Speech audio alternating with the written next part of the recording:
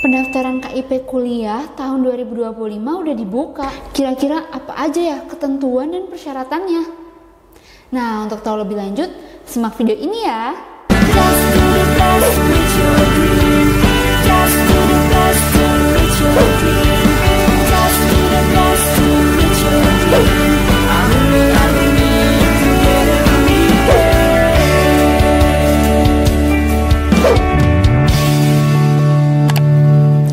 Sobat GP, balik lagi nih bareng aku Kak Ara di GP Media Channel. Nah, kali ini kita bakal bahas mengenai pembukaan pendaftaran KIP kuliah tahun 2025. Siapa nih yang udah nunggu-nunggu mengenai pendaftaran KIP kuliah? Pasti ini hal yang paling ditunggu-tunggu banget kan? Di sini kita bakal bahas nih mengenai pendaftaran KIP kuliah tahun 2025. Tonton videonya sampai selesai ya. Jadi teman-teman, Kemendikbud Saintek telah membuka mengenai pendaftaran KIP tahun 2025. Nah, untuk persyaratan dan ketentuannya, ayo kita bahas bareng-bareng.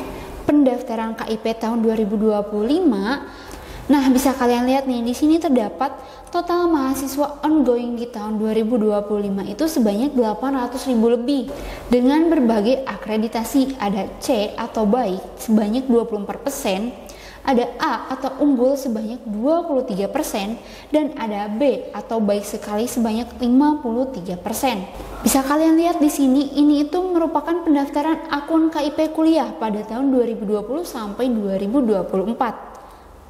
Nah, bisa kalian lihat nih di sini jumlahnya.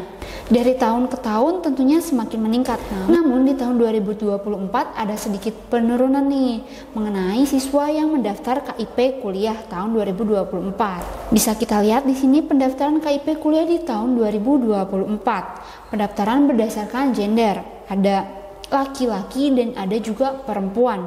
Nah, bisa kalian lihat di sini terdapat beberapa jumlah kota dan juga data-data mengenai mahasiswa yang menggunakan KIP kuliah di tahun 2024. Lalu, total pendaftar KIP kuliah pada tahun 2024 ini sebanyak 1 juta lebih. Terus apa aja sih persyaratannya biar bisa mendapatkan KIP kuliah di tahun 2025 ini?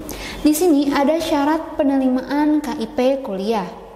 Yang pertama itu lulusan SMA dan juga SMK atau sederajat yang lulus tahun 2025, 2024, dan 2023. Yang kedua, telah lulus seleksi penerimaan mahasiswa baru melalui semua jalur masuk baik PTN atau PTS pada program studi yang telah terakreditasi secara resmi dan tercatat pada Sistem Akreditasi Nasional Perguruan Tinggi. Jadi Sobat GP, di sini itu KIP kuliah bisa dilakukan jika kalian sudah lolos masuk ke PTN maupun PTS. Nah, setelah kalian mendapatkan pengumuman untuk lolos, setelah kalian mendapatkan pengumuman lolos dari PTN maupun PTS yang kalian tuju, kalian bisa langsung mendaftarkan diri untuk mendapatkan KIP kuliah di tahun 2025. Lalu selanjutnya yang ketiga, memiliki potensi akademik baik tetapi memiliki keterbatasan ekonomi atau berasal dari keluarga miskin atau rentan miskin, dan atau dengan pertimbangan khusus yang didukung bukti dokumen yang sah. Jadi buat kalian yang memiliki potensi yang baik, bahkan prestasi-prestasi yang baik, namun kalian merasa bahwa kalian memiliki keterbatasan ekonomi, nah jangan putus asa dulu untuk gak masuk PTN maupun PTS ya, karena PTN maupun PTS membuka jalur beasiswa ini, yaitu KIP kuliah ini. Jadi buat teman-teman yang lagi kebingungan mengenai biaya pendaftaran masuk kuliah ataupun biaya UKT kuliah dan lain sebagainya, nah jangan risau dulu. Kalian bisa nih mencoba daftar KIP kuliah di tahun 2025 ini untuk kalian kuliah. Lalu di sini ada prioritas mahasiswa penerimaan berdasarkan persyaratan ekonomi. Nah, yang pertama ini ada pemegang atau pemilik KIP SMA yang lulus SNBP, SNBT atau seleksi mandiri di PTN. Jadi buat kalian nih yang saat SMA memiliki KIP SMA dan sudah lulus di jalur SNBP, SNBT maupun mandiri, Nah, kalian bisa nih langsung mendaftar KIP kuliah di perguruan tinggi kalian. Lalu yang kedua, dari keluarga yang masuk dalam DTKS atau menerima program Bansos Kemensos yang lulus SNBP, SNBT atau seleksi mandiri di PTN. Nah, buat kalian yang masuk ke dalam DTKS, kalian juga bisa langsung mengikuti pendaftaran KIP kuliah 2025 jika kalian sudah lolos di SNBP, SNBT maupun seleksi mandiri di PTN. Lalu yang ketiga, pemegang atau pemilik KIP SMA yang lulus SNBP, SNBT atau seleksi mandiri PTS.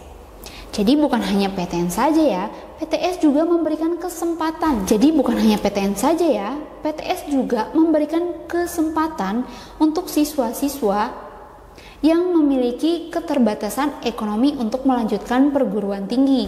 Jadi jika kamu masuk PTS, kamu juga masih tetap bisa mengikuti pendaftaran KIP kuliah di tahun 2025 ini. Lalu yang selanjutnya, dari keluarga yang masuk dalam DTKS atau menerima program Bansos Kemensos yang lulus seleksi mandiri di PTS. Nah, buat teman-teman yang masuk PTS dan juga masuk ke dalam DTKS dan sudah lolos melalui jalur seleksi mandiri di PTS, kalian juga bisa nih langsung mendaftar KIP kuliah di tahun 2025 nanti untuk bisa masuk ke perguruan tinggi. Lalu yang kelima, masuk dalam kelompok masyarakat miskin atau rentan miskin maksimal pada desil 3 P3KE yang lulus SNBP, SNBT atau seleksi mandiri di PTN. Nah, buat kalian yang masuk ke dalam kelompok masyarakat miskin atau rentan miskin dan kalian lolos di jalur SNBP, SNBT maupun jalur seleksi mandiri di PTN, kalian juga bisa langsung mendaftarkan KIP kuliah di tahun 2025 untuk melanjutkan kuliah kalian. Lalu yang keenam, masuk dalam kelompok masyarakat miskin maupun rentan miskin maksimal pada desil 3 P3KE yang lulus seleksi mandiri di PTS. Jadi bukan hanya PTN ya, PTS juga masih tetap mendapatkan kesempatan. Apa sih keunggulannya jika kita punya KIP kuliah? Memangnya KIP kuliah semembantu itu ya dalam perkuliahan? Jadi Sobat GP, keunggulan dalam mendapatkan KIP kuliah yaitu pembebasan biaya pendidikan atau biaya kuliah atau UKT maupun SPP bagi seluruh penerima KIP kuliah yang dibayarkan langsung ke rekening perguruan tinggi. Wah, keunggulan ini bisa memperingan kalian dalam membayar UKT di perkuliahan nanti. Jadi jangan sampai kelewatan kesempatan ini ya. Ada juga keunggulan lain yaitu bantuan biaya hidup. Ditetapkan oleh Kemdikbudristek berdasarkan perhitungan besaran indeks harga lokal masing-masing wilayah perguruan tinggi dalam 5 klaster besaran 1.100.000, 1.250.000, dan 1.400.000 per bulannya.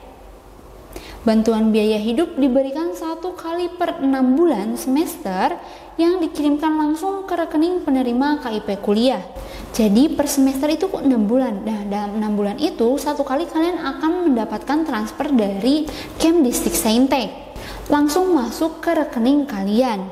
Lalu keunggulan lainnya nih, pembebasan biaya pendaftaran seleksi masuk perguruan tinggi di bawah naungan Kemdikbudristek melalui jalur UTBK, SNBT yang dilaksanakan oleh Balai Pengelola Pengujian Pendidikan BP3 bagi pelamar KIP kuliah yang merupakan 1. Siswa pemegang atau pemilik KIP SMA, SMK atau sederajat. Nah, keunggulan lainnya kalian juga bisa bebas dari biaya pendaftaran SNBT untuk masuk ke perguruan tinggi. Namun dengan persyaratan yang pertama itu kalian itu sebagai pemegang atau pemilik KIP saat kalian di SMA, SMK maupun sederajat. Lalu yang kedua nih, merupakan siswa dari keluarga yang masuk dalam DTKS atau menerima program Bansos yang ditetapkan oleh Kemensos peserta PKH atau pemegang KKS. Lalu yang ketiga, masuk dalam kelompok masyarakat miskin atau rentan miskin. Maksimal pada desil 3 data percepatan penghapusan kemiskinan ekstrim yang ditetapkan oleh Kemenko PMK. Jadi untuk kalian nih siswa dari keluarga yang masuk DTKS dan juga masuk ke dalam kelompok masyarakat miskin atau rentan miskin, kalian juga bisa langsung mendaftarkan KIP kuliah kalian di tahun 2025 untuk mendapatkan keunggulan-keunggulan ini. Itu cukup mengeringankan kalian kan? Oleh karena itu jangan sampai kalian melewatkan kesempatan ini nih untuk kalian bisa kuliah di perguruan tinggi baik negeri maupun swasta. Lalu jangka waktu pemberian KIP kuliah. Yang pertama ini ada program reguler. Nah, untuk program reguler ini ada sarjana maksimal 8 semester. Maksimalnya 8 semester atau 4 tahun. Jadi jika kalian melebihi 8 semester, maka kemungkinan KIP tersebut akan dicabut. Dan kalian tidak dapat mendapatkan KIP lagi atau bisa jadi kalian membayar sendiri untuk semester-semester berikutnya. Lalu selanjutnya diploma 4 maksimal 8 semester atau sama ya 4 tahun juga. Nah, jangan sampai nanti saat kalian kuliah nanti kalian terlalu berleha-leha sehingga kalian menghiraukan persyaratan KIP kuliah ini. Bahkan kalian melebihi 8 semester. Jadi usahakan tetap di 8 semester ya, agar KIP kuliah kalian itu tidak dicabut. Lalu diploma 3 maksimal 6 semester aja. Jika melebihi itu, maka KIP kuliah kalian akan diambil. Atau kalian tidak akan mendapatkan biaya apapun lagi dalam KIP kuliah ini. Lalu diploma 2 maksimal 4 semester atau 2 tahun. Jika melebihi itu, maka sama dengan yang tadi, yaitu KIP kuliah kalian akan dicabut atau kalian tidak akan mendapatkan beasiswa lagi. Lalu diploma 1 maksimal 2 semester atau 1 tahun. Nah, ini juga sama saja. Selanjutnya ada program profesi. Nah, program profesi ini yang pertama ada dokter. Dokter itu maksimal 4 semester. Lalu yang kedua ada dokter gigi. Dokter gigi juga maksimalnya itu 4 semester. Lalu ada dokter hewan. Nah, untuk dokter hewan juga sama di 4 semester atau 2 tahun ya. Lalu ada nurse. Nah, nurse ini maksimalnya itu 2 semester atau 1 tahun.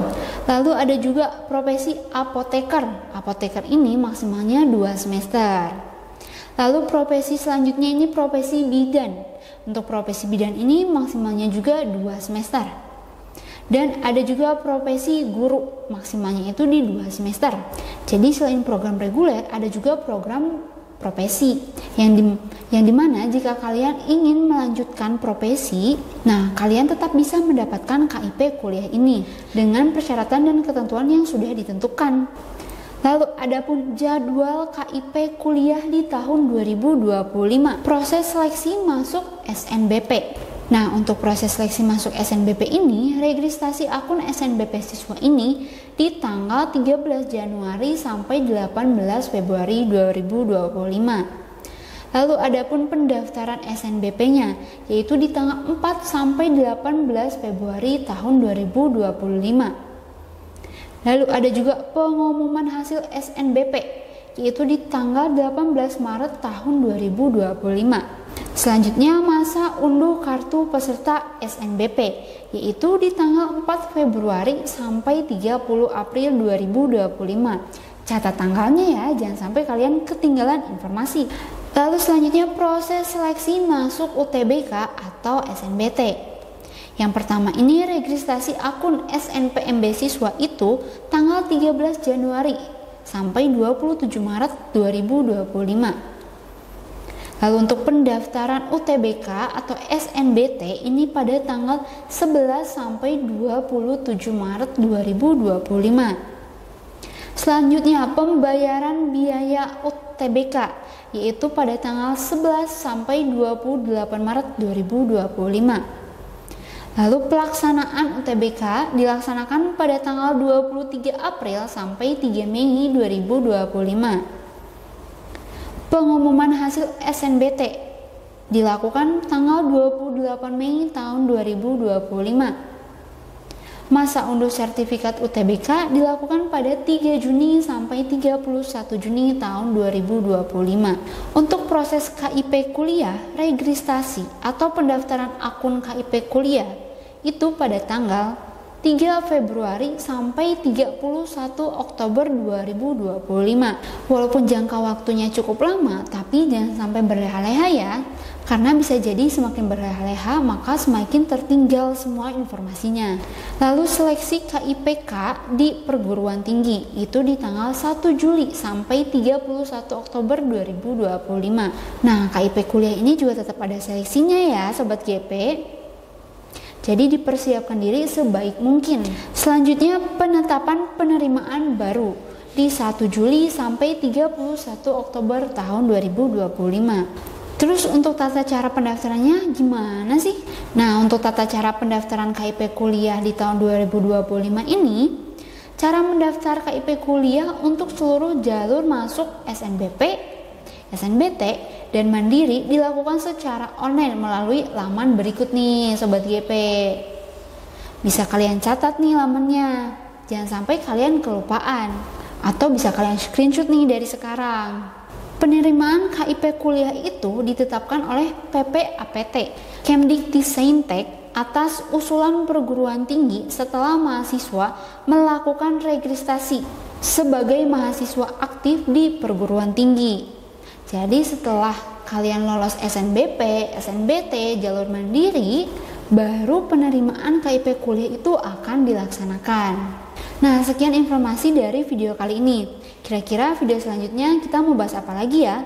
Semoga video ini bisa menjawab semua kebingungan kalian mengenai KIP kuliah. Dan buat Sobat GP yang lain, jangan lupa like, share, dan subscribe GP Media Channel. Dan sampai jumpa!